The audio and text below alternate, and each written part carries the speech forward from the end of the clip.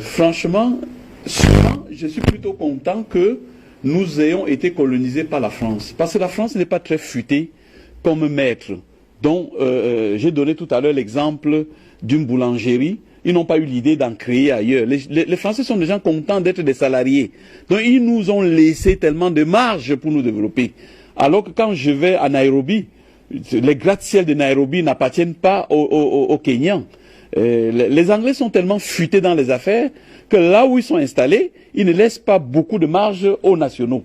Donc, quelque part, avoir la France a été bien parce que la France n'étant pas bien futée, parce que de passer le temps à faire des coups bas, à faire des coups d'État, à s'occuper des futilités, elle n'a même pas soigné ses propres intérêts. Ça nous a laissé une grande marge.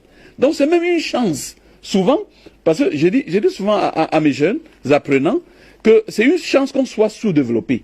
Parce que si on avait déjà tout développé, vous n'auriez rien dans ce développement-là. On serait comme l'Afrique du Sud. Mais exactement parce que rien n'a été fait, ça veut dire que tout est à faire.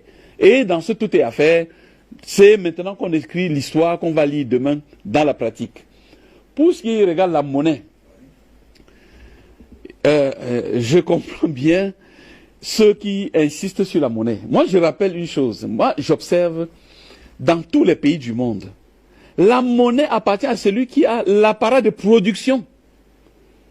Ça n'appartient pas aux politiciens, ça n'appartient pas aux administrateurs. Parce que tous ceux qui, en ce moment, sont en train de me dire qu'il faut notre monnaie, ne disent pas comment on va faire pour produire la richesse. Donc, ils sont convaincus que demain, on va juste imprimer l'argent et payer les salaires. Non, pas du tout. Si vous faites ça, vous créez l'inflation. En créant l'inflation, vous rendez encore plus pauvre celui qui n'a rien. Donc, il faut faire très attention. J'ai écrit là-dessus. Allez sur IEG, sur ma page sur Facebook. Il y a des leçons gratuites sur Facebook. Parce que les leçons payantes, c'est sur Pougala.net. Mais des leçons gratuites. J'ai écrit plusieurs thèmes sur les banques suisses. La Banque centrale d'Italie. La Banque centrale d'Italie appartient à 3 entreprises privées. Depuis toujours. Ça n'appartient pas à l'État italien. Ça n'appartient pas aux Italiens. Jusqu'à aujourd'hui. La banque suisse appartient au canton suisse. Qui sont actionnaires. Donc qui ont mis de l'argent. Maintenant qu'on va dire notre banque, qui sera actionnaire de la banque? On a quoi? Professeur, si on vous comprend très bien, ça veut dire que il faudrait que les nationaux, c'est-à-dire produisent à la place des multinationales qui sont là et puissent fournir le tissu industriel. Nous, cet après-midi, mes collaborateurs ont eu une séance de travail avec le ministère du Commerce du Cameroun. Alors, l'offre ou bien les suggestions de la Pougala Academy à travers l'Institut d'études géostratégiques que je dirige, c'est de dire qu'on a tout fait faux. Le ministère camerounais du Commerce ne peut pas être là pour financer les importations. Chaque année, on dit que il y a Noël, pour faire que le prix du poulet soit moins cher, on va subventionner tel... Non. Alors, tout à l'heure, j'ai montré ce produit, c'est le blé. On nous dit que le blé ne peut pas pousser.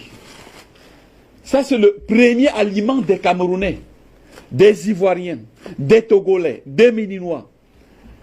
Ce que tous ces gens ne savent pas, au niveau du Cameroun, pour chaque kilogramme de blé importé au Cameroun, l'État camerounais paye 400 francs l'importateur. Donc, on rembourse à l'importateur 400 francs. Ça veut dire que nous finançons l'agriculture française. Et le FMI, avant de nous donner l'argent pour qu'on paye nos fonctionnaires, prétend que nous puissions subventionner le blé. Et de qui vient le blé? Qui est le FMI? C'est encore la France. Qui dit, ok, sinon tu n'auras pas l'argent pour tes fonctionnaires. Sinon, je ne te prête pas. Parce que c'est ce qu'on appelle l'aide au développement. C'est un euphémisme qui veut dire le prêt. C'est un prêt à un taux usuraire de souvent 16%. Qu'ils ont voulu appeler aide. Les gens croient qu'on nous aide. Personne ne nous aide. Donc, quand ils nous prêtent l'argent, ils prétendent qu'on puisse donc subventionner l'importation du blé français. Et ça fait en sorte que nous sommes dépendants. Non seulement on est dépendants, mais c'est nous qui finançons l'agriculture du concurrent. Merci, professeur Jean-Paul Pougala, c'est très clair. Il y a aussi un élément, il faut revenir là-dessus, la force du travail. Vous avez dit que on ne travaille pas assez. Et ça, c'est très vrai. Alors, on va prendre le deuxième sujet. Je rappelle que nous aurons pour ce sujet le professeur Kojo Otonji. Il est professeur à la Sorbonne, Université Jussieu, Paris, spécialité biochimie et biologie moléculaire. Nous avons aussi le professeur Eto, professeur en sciences du médicament, chercheur et directeur des laboratoires TBC, faculté de pharmacie Lille, France, PDG du groupe Eto Biotech, qui est donc basé en France, Canada, Maroc, Burkina Faso, Bénin, Côte d'Ivoire, Cameroun. Heureusement que c'est pas seulement en France. Alors, on commence avec vous, pour qu'un peu on va les prendre tout à l'heure. La question du coronavirus. Est-ce que, avec cette question-là, l'Afrique n'a pas une force réelle? Parce que on peut dire n'importe quoi, mais les prévisions de Bill Gates, du directeur de l'Organisation mondiale de la santé, c'est des prévisions qui n'ont pas été, comme ils avaient dit, que les rues d'Afrique vont joncher de cadavres. Alors, est-ce que ce n'est pas une matière aujourd'hui? Qu'est-ce qui cause cela qu'il n'y ait pas cette hécatombe en Afrique? Alors, il n'y a pas l'hécatombe en Afrique, selon moi, pour deux raisons. Mais avant de donner les deux raisons, je vais rappeler une chose que, normalement, lorsqu'on a une crise du genre, ce n'est que quand la crise sera passée qu'on pourra tirer les vraies conclusions. Donc, tout ce que nous faisons aujourd'hui, ce n'est que des points de vue qui seront corrigés par le terrain. Donc, je peux donner mon point de vue aujourd'hui qui pourra être démenti demain par autre chose. Première raison pour laquelle je pense que nous n'avons pas été touchés comme on l'avait prédit. Premièrement, nous avons une population jeune. C'est la population la plus jeune au monde. Et le Covid-19, par définition, touche les vieux. Mais, sur ce premier point, qui est vieux? Nous n'avons pas, et ça devient un truc plutôt, un inconvénient pour l'Afrique. Vieux chez nous, c'est 50 ans. C'est 60 ans. Alors que quand on dit vieux chez les autres, c'est les gens de 90 ans. Donc quand on dit que les vieux meurent en Italie, tout ça, c'est les gens de 90 ans. Or, qui sera en train de toucher chez nous? C'est les gens de 50 ans. Parce que chez nous, 50 ans, c'est vieux. 60 ans, c'est vieux. Bon, donc ne crions pas très vite victoire, parce que nous, les Africains, on a accepté depuis longtemps une fatalité qu'on aurait dû refuser. Pourquoi tout le monde entier doit vivre jusqu'à 100 ans et pas nous? Pourquoi nous contentons-nous de vivre jusqu'à 40 ans? Il y a un problème.